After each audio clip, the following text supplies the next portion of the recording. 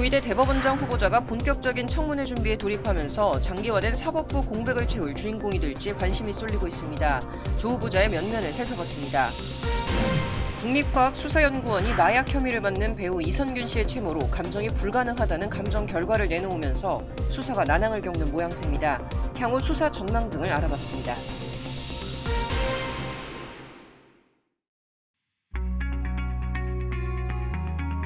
시청자 여러분 안녕하십니까? 로포커스 시작하겠습니다. 대법원장 공석이 벌써 2달 가까이 이어지고 있습니다. 이런 가운데 최근 윤석열 대통령은 조희대 전 대법관을 새로운 대법원장 후보자로 지명했는데요.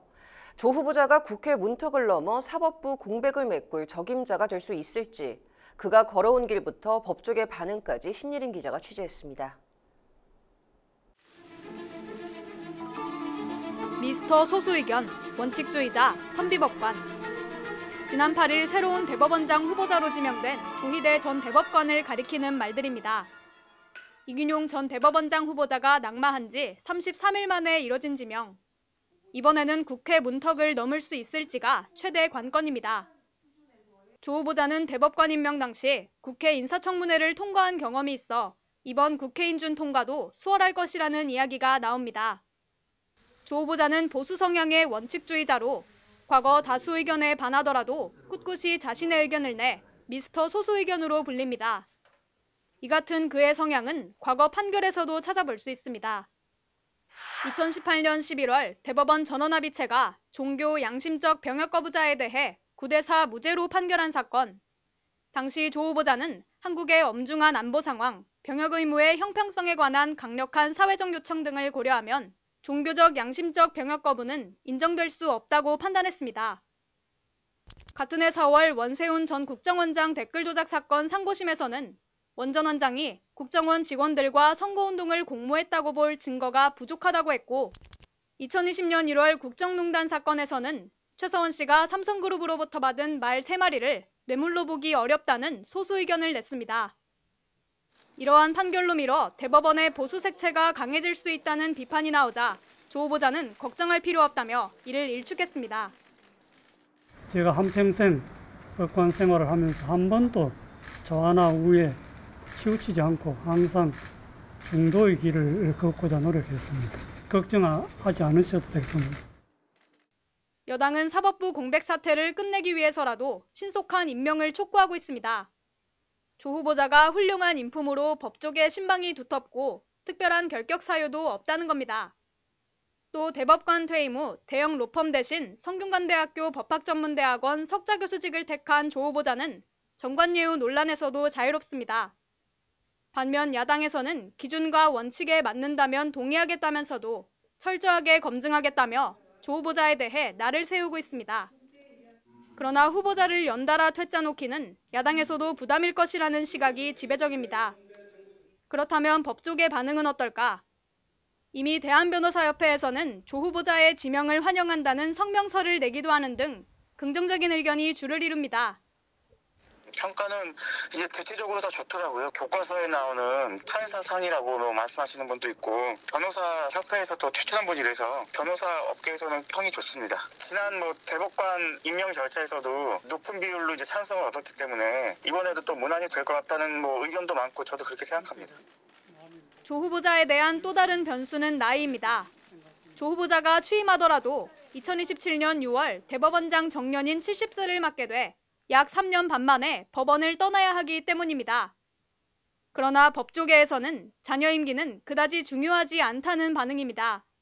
현재 시급한 재판 지연과 사법부 신뢰 추락 등의 문제 해결이 먼저라는 겁니다. 생각보다 임기에 대해서는 고려를 많이 안 하고 있더라고요. 사법 행정이나 그런 게 안정되는 게 더 중요하다. 그런 식으로 이제 좀 말씀하시는 분이 많아요. 또 행정처 근무 경력이 없어 사법행정 경험이 부족한 것 아니냐는 지적에 조 후보자는 사법 구성원들과 충분히 의견을 나누겠다고 밝혔습니다.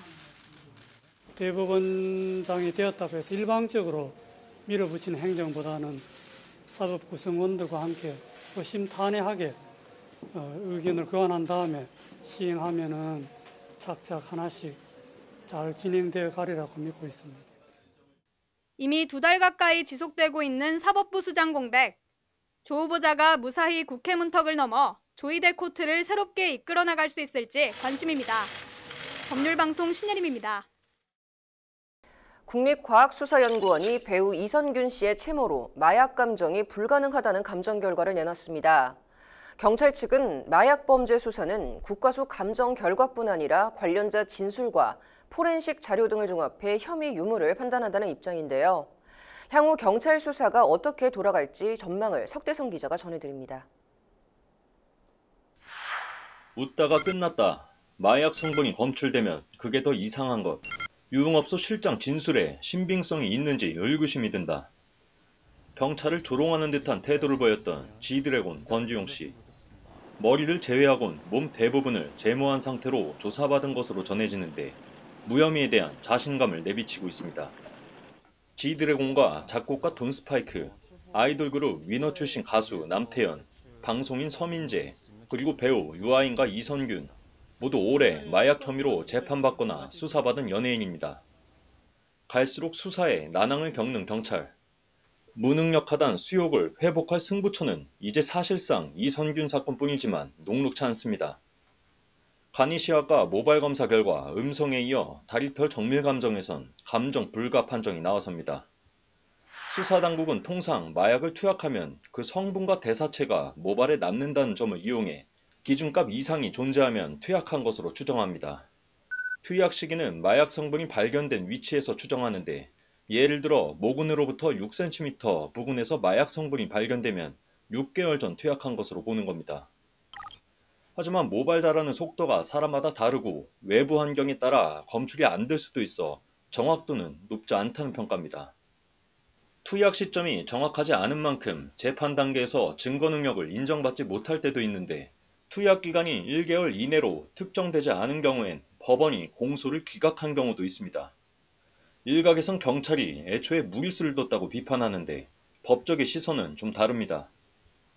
내사라는 것 자체가 이제 정식 수사 전 단계에서 수사 대상이 뭐 맞는지 아니면 진술이 맞는지 등을 확인하는 수사 단계잖아요. 사실 명확한 증거 없이 신고나 고소 내용 기초해서 수사 시작할 수밖에 없고 마약 사건이 아니어도 이렇게 수사가 진행되는 게 맞죠.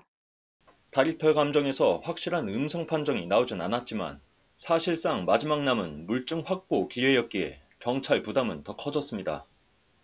최소한 이제 마약 종류나 횟수, 장소, 뭐 시점 같은 걸 사실 어느 정도 공소 사실을 특정을 해야 되는데 자백이 있지 않는 한은 사실상 수사기관에서 전부 특정할 수가 없어요, 현실적으로. 본인 자백도 아니면 관련자들 진술에 의존할 수밖에 없는데 사실 진술 같은 경우는 뭐 꼭 마약 사건이 아니어도 항상 신빙성이 문제가 되고.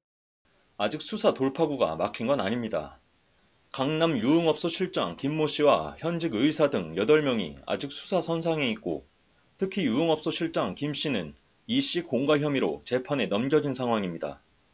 이 씨는 김 씨가 자신을 속이고 약을 줬고 협박으로 3억 5천만 원을 뜯겼다고 주장하는데 이 씨가 고의로 투약한 게 아닌데도 김 씨 입을 막기 위해 거액의 돈을 줬다는 것도 석연치 않은 부분입니다. 이선균 씨는 일단 속아서 먹었다고 해서 어느 정도는 혐의를 인정했는데 고의성을 부인하는 상태거든요. 특히 이제 금원을 건넨 부분 때문에 해당 기간 전에 이제 투약했을 가능성 당연히 염두에 두고 수사를 해야 되고 질문이랑 답변 사이에 모순 없게 전략적으로 조사해야 되고 대질도 진짜 여러 차례 진행해야 되고. 김 씨 재판 과정에서 수사 단서가 나올 수도 있고 아직 포렌식 분석이란 카드도 남은 상황. 경찰이 화려함 뒤 숨어있는 어둠의 그림자를 찾아낼지 관심이 쏠립니다. 법률방송 석대성입니다.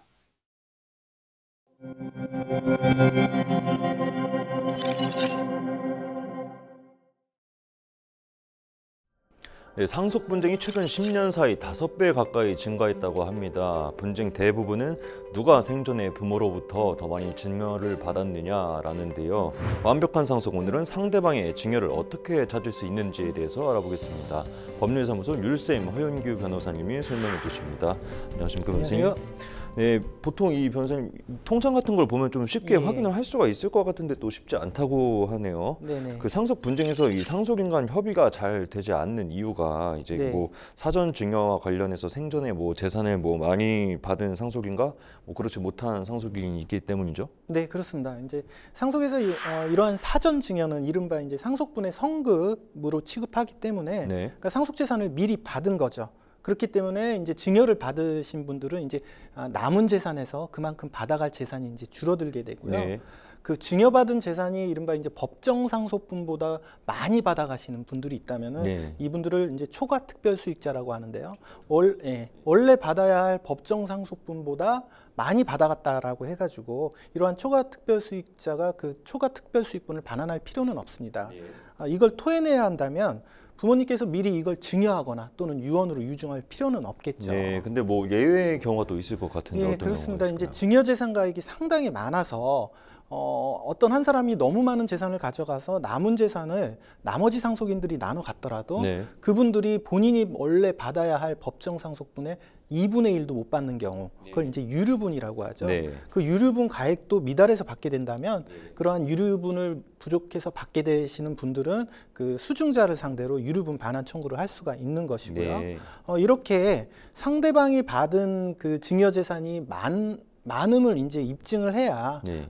자기가 이제 상속에서 유리할 수 있기 때문에 결국 이 상대방이 받은 재산이 많냐 적으냐 이걸 가지고서 소송으로 가는 경우가 상당히 많고 네. 이러한 그 사전증여의 입증이 상속소송의 전부라고 해도 과언은 아닐 것입니다. 네, 변호사님 그럼 이 상대방의 사전 증여 이게 어떻게 좀 입증을 할 수 있는지 궁금한데요. 예, 일단 이제 우리나라 국민의 대부분의 이제 상속 자산, 일반적인 자산은 부동산과 이제 현금이 될 수 있겠는데요. 네. 물론 그 이외에 뭐 주식, 회원권 또는 동산, 뭐 금괴, 또 뭐 각종 미술품 여러 가지가 있을 수는 있죠. 네. 그런데 이제 실무에서는 대부분 부동산 아니면 현금 증여를 입증하는 것이 대부분의 쟁점으로 이제 부각이 되고 있습니다. 아, 예. 부동산과 현금 증여. 이 부동산을 증여한 경우에는 이제 뭐 부동산 등기부에 또 공시가 되잖아요. 예. 그래서 뭐 입증이 좀 크게 어려울 것 같지는 않은데 어떻게 보십니까? 맞습니다. 이제 부동산을 부모님이 이제 본인 명의로 되어 있다가 자녀한테 증여하는 경우, 네. 그런 경우에는 이제 부동산 등기부에 본인 명의에서 이제 자녀 명의로 넘어가는 과정이 네. 이제 등기 원인이 딱 증여라고 돼 있기 때문에 그러한 등기부라는 법적 공부에 의해서 입증이 되니까 큰 어려움은 없겠죠. 네. 문제는 그 증여 부동산을 특정하는 게 이제 실무상 문제가 됩니다. 부동산을 특정하는 게 예, 이제 예, 좀 예. 어렵다. 어떤 말이냐면은 이제 다른 형제들이 분명히 부모님한테 부동산을 이제 증여받은 거는 알고 있다고 하는데 네. 실제로 그 부동산이 어떤 부동산인지 특정을 못 하시는 경우가 상당히 많이 예. 있습니다. 지번을 모르시는 경우죠. 이러한 경우에는 이제 쉽게 그런 부동산을 찾아낼 수 있다라고 생각하시는 분들이 좀 많은데요. 네. 실제에 있어서는 그 부동산을 특정하지 못하면은 상대방 증여를 입증하기가 쉽지 않다는 그런 문제가 발생합니다. 네, 변호사님 그리고 그 안심 상속 서비스라고 또 있지 않습니까? 예, 맞습니다. 만약에 뭐 요즘에 뭐 부모님이 돌아가시면은 이 안심 상속 서비스 같은 걸로 또 부모님 부동산 이런 거 좀 파악할 수 있을 것 같은데요. 예, 맞습니다. 안심 상속 서비스로 부모님의 부동산뿐만 아니라 또는 금융재산 등 모든 상속 재산을 파악할 수는 있습니다. 네. 그런데 이러한 사망 당시에 보유한 재산에 대해서만 조회가 되기 때문에 생전에 증여하고 사망 당시 피상속인의 명의로 되어 있지 않은 이런 증여 부동산은 조회가 되지 않는다는 한계가 네, 있습니다. 미리 냈기 때문에. 네, 그렇습니다. 이러한 경우에는 이제 상대방 증여를 그 부동산 증여를 입증하기 위해서는 네. 과거에 이제 피상속인 부모님이 보유했던 부동산 내역을 이제 파악을 해야 되는데 네. 가장 대표적인 방법이 이제 그 부모님이 보유하셨던 부동산의 재산세 보유 내역, 아, 예. 이제 그 내역을 보고 그 등기부를 확인해서 그 증여의 이력을 확인하시는 방법이 있습니다. 상속인이면 누구나 다 볼 수 있는 거고요. 예, 상속인이시면은 이제 가족 관계만 증명을 하게 되면 조회가 가능하고요. 네. 뭐 그 이외에 이제 소송에 직접 들어가게 되면 법원을 통해서 이제 사실 조회할 수 있는 방법도 추가적으로 있을 수 있습니다. 예. 그럼 이 다음으로 이 현금 자산의 증여는 좀 어떻게 찾는지 궁금한데요. 현금 자산 이제 보통 이제 예금으로 거래를 하실 텐데요. 네. 상속인이라면 누구나 아무런 제한 없이 그 돌아가신 부모님의 생전 그 금융 거래 내역을 조회를 할 수가 있습니다. 네. 그래서 이제 부모님의 생전 거래 내역을 분석을 해서 자금 흐름을 추적하고 현금 증여를 입증할 수 있을 겁니다. 다만 이제 계좌 이체가 아닌 부모님께서 현금을 빼거나 네. 수표를 빼서 이걸 이제 직접 현물로 전달하는 경우에는 네. 그 계좌 이체와 달리 그 수증자를 특정하기 어려운 점이 있기 네. 때문에 그럴 때는 좀 한계가 있다고 할 수 있죠. 그 보통 부모님이 좀 어려운 형제한테는 이 금전적인 지원을 좀 하는 경우가 많고 조금 좀 뭐 계좌 거래가 아닌 뭐 현금이나 수표로 이렇게 주시는 경우도 좀 많을 것 같은데 그렇습니다. 이 증여 사실을 온 가족이 다 알고 있다고 하고 그 예. 증인도 많다고 하면은 뭐 이걸로 입증할 수는 없는 건가요? 네, 저희가 이제 상담을 하다 보면 대부분 뭐 어떤 형제가 이제 결혼할 때, 뭐 또 창업할 때, 또 뭐 유학 갈 때 어떤 다양한 원인에 의해서 부모님이 이제 지원한 사실을 모든 가족들이 알고 있다라고 해서 이제 확실하게 입증할 수 있다라고 이제 얘기들은 하시는데요. 이제 막상 소송에 들어가다 보면은 이제 그 돈을 받았다고 하는 상속인들이 자기는 받은 적 없다라고 부인하는 경우가 대부분입니다. 이러한 경우에는 이제 앞서 말씀드린 대로 이제 부모님의 계좌를 보고 그 자금 흐름을 추적할 수가 있는데 그런 계좌 이체가 아닌 말씀드린 대로 수표나 현금 증여 같은 경우에는 상당히 이제 이거를 입증하기가 어렵고요. 그런 경우에는 이제 은행의 개별 거래마다 전표나 수표 조회를 해야 되는데 이러한 전표나 이제 수표의 이제 그 관련 자료들의 이제 보관 기간이 보통은 이제 1금융권 같은 경우에는 5년, 그 이외의 기간 같은 경우는 그 이상이 되기도 하는데요. 실무에서는 한 5년 정도 지난 자료는 찾기가 상당히 어렵습니다. 그래서 이러한 경우에는 이제 수표나 이제 현금으로 진행되게 된 증여 같은 경우에는 그 입증에 상당한 어려움이 있게 되기 마련이죠. 그 만약에 아버지가 이 아들 명의로 뭐 3억 원짜리 집을 매수할 때 뭐 집과 3억 원을 모두 아버지가 뭐 이렇게 지원을 했다 이렇게 좀 생각을 해보고 그 후에 이제 아버지가 돌아가실 당시에 이 집값이 6억 원으로 이제 뛰었다 그러면은 이 증여 가액은 3억 원인지 6억 원인지 좀 궁금한데요. 예, 실무에서 가장 이제 좀 많이 궁금해하시는 분들인데요. 보통 이제 증여재산을 상대방의 증여재산을 인정받게 되면 그만큼 이제 상대방이 미리 받아간 걸로 되기 때문에 증여 가액을 따지는 게 상당히 중요합니다. 일반 부동산을 직접 증여했다라고 한다면 아무리 과거 20년 전에 가액으로 증여했다라고 하더라도 특별수익으로 인정되는 가액은 현재 돌아가셨을 당시의 가액이 되기 때문에 만약에 3억짜리 아파트가 6억이 됐다면 6억이 이제 그 증여 가액이 되는 거죠. 근데 지금 방금 말씀 주신 사안은 부동산을 증여한 게 아니라 부동산 취득 자금 3억을 증여한 것이기 때문에 부동산 증여와 같이 보진 않고요. 원칙적으로 3억을 증여한 걸로 보고 거기에다가 이제 물가 인상률 정도 반영한 금액 정도만 이제 증여 가액으로 된다는 게 이제 부동산 증여와 좀 틀리다 이렇게 생각하시면 될 것 같습니다. 먼저 이 형제 간 법적 분쟁부터 이제 뭐 가능한 한 피하는 것이 좋겠고요. 완벽한 상속, 오늘은 상속 분쟁이 발생한 경우에 자신의 권리를 구제받기 위한 사전 증여의 입증 방법에 대해서 알아봤습니다. 법률사무소 율쌤 화영규 변호사님 설명 감사합니다.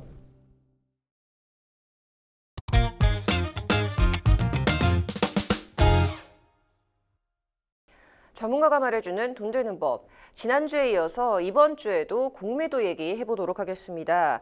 얼마 전 금융위원회가 이제 11월 6일부터 이제 6월 말까지 공매도를 전면 금지한다고 한 이후에 지난 15일 윤석열 대통령이 공매도 개선안이 마련되기까지 공매도를 전면 금지한다고 발표를 했는데요. 오늘은 공매도 금지에 관한 이야기 한번 계속해서 나눠보도록 하겠습니다. 변호사님 어서 오세요. 변호사님 어서 오십시오. 네, 안녕하세요. 네, 자 이번 15일에 윤석열 대통령이 다시 직접 공매도 전면 금지 배경에 대해서 설명을 했는데요. 변호사님, 공매도 금지에 관한 정부 의지가 좀 강력해 보입니다. 이에 관한 설명부터 좀 해주시죠. 네, 말씀하신 것처럼 15일 윤석열 대통령은 공매도 전면 금지 배경에 대해서 다시 설명을 했는데요. 그만큼 이제 공매도 금지에 대하여 대통령이 많은 관심을 갖고 있다는 것입니다. 윤석열 대통령이 이제 설명을 하면서 배경으로 이제 꼽은 거는 우리나라 증권 시장이 높은 변동성을 고려해서 공매도를 금지했다. 그리고 우리 증권 시장 경쟁력에 좀 긍정적인 영향을 줄 수 있는 조치다. 뭐 이렇게 이야기를 했습니다. 자, 그런데 시장에서는 또 공매도 또 긍정적 기능에 대한 얘기가 또 나오고 있거든요. 공매도 금지에 대해서 좀 우려를 표하는 것 같기는 한데 일단 공매도에 대한 세무사님 의견 어떤지 궁금합니다. 네, 저희가 특정한 제도에 대해서 찬반을 얘기한다는 게 언제 좀 부담이 되긴 하지만 그래서 제가 오늘 개인적인 의견을 간단하게만 말씀드리겠습니다. 그래서 공매도에 순기능이 있는 것은 사실입니다. 그동안 우리 시장에서는 이제 불법 공매도로 인하여 가지고 개인 투자자들이 피해를 보았던 면이 많았기 때문에 많은 분들이 이제 공매도 금지 조치가 필요한 것이 아니냐라고 좀 생각을 하고 있는 방면이거든요. 네. 그래서 세무사님께서는 좀 이번 공매도 전면 금지 조치 좀 필요한 것이었다라고 얘기를 좀 해주셨고 변호사님 의견은요? 네, 저도 뭐 명확하게 의견을 밝힌다면 이번 공매도 금지 조치의 경우에는 뭐 일부 공감하는 면은 있기는 하나 약간 이제 조금 시장이 뭐 좀 시그널을 좀 이렇게 주다가 좀 조치가 됐으면 좋지 않았을까라는 생각을 좀 합니다.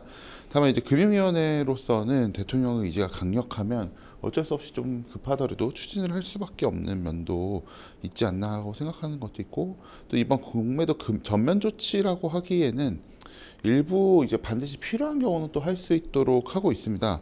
그래서 뭐 전면 금지 조치고 매우 급진적이냐라는 거에 대해서는 뭐 또 이견이 있기도 합니다. 네, 뭐 명확하게 말씀드린다고 했는데 말이 좀 길어지네요, 이제. 네, 굉장히 민감한 주제이기 때문에 그래도 소신껏 말씀을 해주신 것 같고요. 자, 이번 공매도 금지 조치가 사실 전면 금지라고 불리기는 하지만 실은 좀 허용되는 경우도 존재를 한다라고 말씀을 주셨는데 이거 어떤 경우일까요? 네, 앞서 말씀드린 것처럼 이제 공매도란 제도 자체가 반드시 필요한 경우에는 예외적으로 허용되겠다라고 좀 얘기가 나오는데요. 먼저 그 시장의 조성자가 시장 조성 호가를 제출하는 경우에는 예외적으로 허용이 되고요.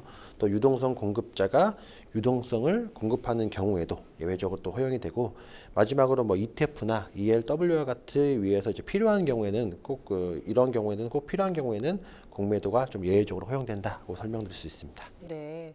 자, 한편 기관 투자자들 경우에는 이 공매도 금지에 대해서 우려를 하고 있는 분위기입니다. 이 부분은 어떤 이유 때문이죠? 네, 공매도가 마치 이제 단지 특정한 종목의 가격 하락에 베팅하는 기술처럼 좀 묘사되는 경우가 좀 있기 때문에 좀 안타까운 심정이 좀 있거든요. 이제 공매도는 시장에서는 없어서는 안 될 투자 기법인 거는 맞습니다. 그래서 공매도를 통해 가지고 뭐 ETF나 ELW 같은 지수 상품 이외에도 다양한 투자 전략을 설립하는데 굉장히 활용되고 있는 방법이거든요. 그래서 기술적으로는 저희가 헤지 포지션이라고 표현을 좀 하기도 하는데, 이러한 공매도가 완전히 금지된다고 한다면 투자 전략 자체를 아예 활용할 수 없는 좀 문제점이 생기거든요. 또한 시장에서는 유동성이 줄어들게 되는데, 금융시장에서는 유동성이 좀 굉장한 중요한 포인트가 됩니다. 금융이라는 것 자체가 금전을 융통하는 거기 때문에 유동성이라는 것들이 사라지게 된다고 한다면 금융산업 자체가 이제 사라지는 것 같다고 표현할 수 있기 때문에 좀 신중하게 접근할 필요가 있습니다. 네, 그렇다면 마지막으로 좀 이제 변호사님, 세무사님 두 분 다 공매도 금지 관련해서 또 한마디씩 해주신다면요? 예, 제가 먼저 그냥 간단하게만 말씀드리면 결국 이제 공매도 금지를 위해서는 공매도를 하기 위한 대차 계좌의 관리가 정말 필요하다라는 부분을 먼저 중점적으로 말씀드리고 싶은데요. 공매도 자체의 기능을 이제 부정적으로 아무래도 좀 생각하시는 분들이 많겠지만, 공매도를 불법적으로 이용하는 것들을 반드시 이제 제도와 개선을 통해서 막아야 되는 부분이거든요.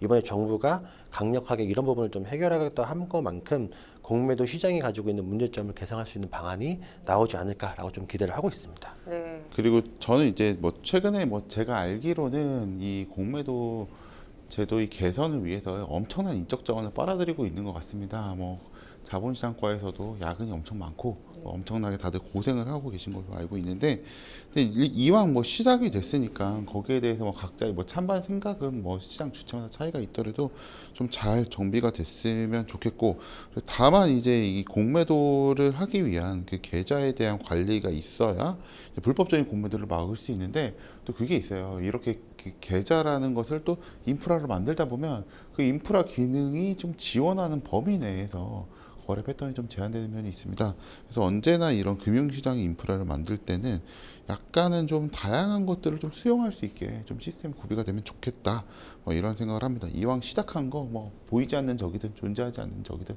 어쨌든 전쟁은 승리해야 됩니다. 그렇기 때문에 좋은 인프라 갖춰지면 좋겠습니다. 네, 두 분 말씀 여기까지 듣겠고요. 국내 증권 시장의 뜨거운 감자 공매도 얘기 2주에 걸쳐서 해봤는데요. 좀 부정적 인식을 없애는 좋은 개선안이 하루빨리 마련됐으면 좋겠습니다. 다음 주에도 유익한 콘텐츠로 찾아뵙도록 하겠습니다. 감사합니다.